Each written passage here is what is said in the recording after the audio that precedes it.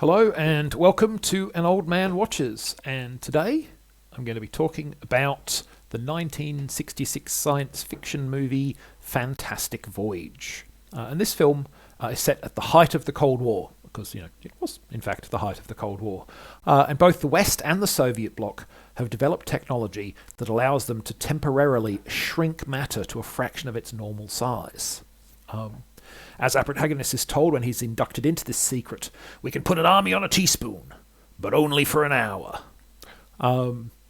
Except that hour time limit, a way to get past it has been found. A Soviet scientist, in fact, has discovered how to enable the miniaturization to last for much longer, perhaps indefinitely.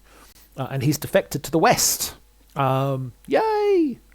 Free world! However, unfortunately, Soviet agents injured him during his escape. He's unconscious and he has an inoperable blood clot that will kill him. Or the blood clot would be inoperable if you lacked the technology to miniaturize a submarine and its crew and then literally send them inside his body to do the work.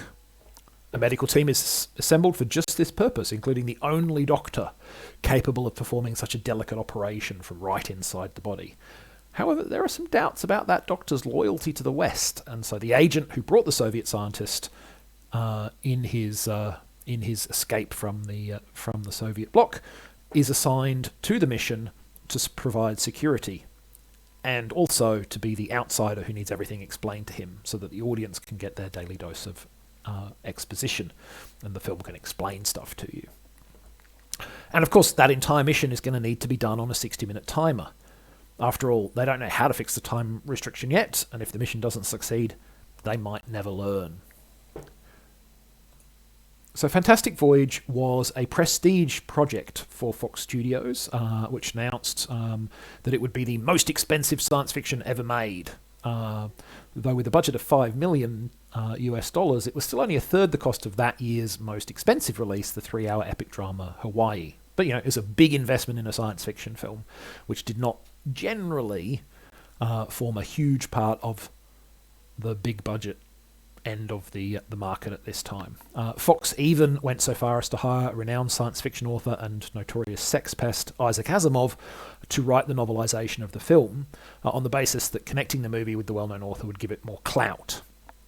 And their investment paid off. Fantastic Voyage brought in $12 million at the box office. It picked up 5 Oscar nominations and spawned an animated sequel series. There have been several discussions about making sequel movies as well. And it's actually a pretty fun film. So let's talk about why that is. So, science fiction film production faced considerable practical challenges in the 1960s, given the technology available. Smaller producers dealt with this by focusing on low-budget product projects. Stuff like movies where the alien is invisible for the whole thing, so that you don't have to actually spend money on alien effects, for instance. But I feel like on the flip side, it meant that the larger studios only proceeded with the bigger, bolder, more distinctive ideas, where they're only going to invest money when they saw a really big hook.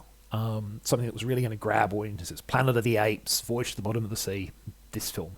And I liked that the films of the 60s tended to have grandiose, if often at best scientifically implausible, concepts behind them. And let's be fair, this is a scientifically impossible movie. The whole plot of Fantastic Voyage relies on the wild and woolly concept that it is possible to miniaturize people and things, and it's not. How would they actually get smaller? Atoms are the size that atoms are. Do you shrinking them somehow? And even if you could make them smaller, where does their mass go? Even if we accept that you can shrink a, 30-ton submarine small enough to inject it into somebody, does it not still weigh 30 tons? Would that not present an issue? The film deals with these questions by ignoring them. The technology just works, and you're expected to go along with it. And personally, I think that not trying to explain how things work was probably the right choice. No explanation could be convincing, because it doesn't actually make scientific sense. Ant-Man tried it. It doesn't make sense. Just let it go, Ant-Man. The attempt would just draw attention to the fact that science doesn't make any sense. Instead, the movie focuses entirely on the story that the technology, if it did work, would allow to happen. Now, I'm not saying that the film should get a free pass. I'm willing to accept that the technology works like they say it does for the purpose of the story, but I do have to note that the film does ultimately break some of its own rules and just kind of hopes that the audience won't notice, which is possible, given that it does do its best to distract you with other things, or that they won't care. Isaac Asimov, in his novelization, does address those plot holes, though of course he makes no effort to justify the basic concept of miniaturization itself, because he recognized that was impossible. So the second thing that the film has going for it is this 60-minute time limit. And I think it's a really clever narrative tool. You can only be miniaturized for 60 minutes. First off, this provides the impetus for the story. Only one man in the world knows how to change and breach this restriction. It's our job to save him. The fate of the free world is at stake. Secondly, it does double duty as the deadline on which our heroes must operate. Pun fully intended. The team has to remove the blood clot and escape the injured scientist's body within 60 minutes. If they don't, they will still be inside him when they return to their normal sizes, which would presumably have quite catastrophic and I imagine rather messy results for the patient. Now, of course, the time limit on the mission could have been imposed by other means. The clot will kill him within an hour, for instance, but that deadline might not have been able to be as specific and exact, and you would need a different reason as to why this particular person needed to be saved. It would also have left the film with only one conflict, clearing the clot. With the miniaturization time limit, you have both clearing the clot and then escaping before the team return to full size and explode the patient from the inside. So I think it's a clever narrative tool within the film. It really gives the film some tension. Clever stuff.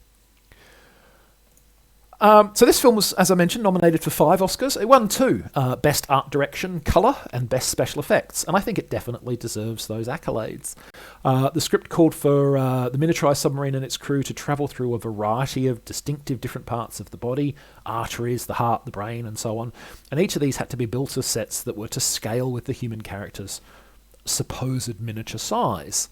And that's a huge production effort. The artery set, made of resin and fiberglass, was over 30 metres or 100 feet long and 7 metres or 20 feet wide. The brain they constructed was over 30 metres or 100 feet wide in its smallest dimension. It was over double that in other dimensions. But the film doesn't just have big sets, though. I feel like the visuals are also well designed and executed. I'm certainly not going to claim it feels like you're really inside somebody's body. It doesn't. But it definitely looks good, especially when you consider that it's over 55 years old at this point. I'm sure if they made this film today, they'd do most of this with green screen effects, and those would probably be more intricate and technically accurate, but I wonder if they'd have the same imagination and charm as the practical effects used here. Ultimately, Fantastic Voyage is, in my opinion, a fun, old-school, practical effects-based science fiction film. Sure, the premise is far-fetched, the script has some plot holes, and there are some other aspects in which the film shows its age, but it's ultimately a pretty well-paced adventure story set in a highly unusual environment. It's inventive, it's entertaining, and I had fun with it. You might too.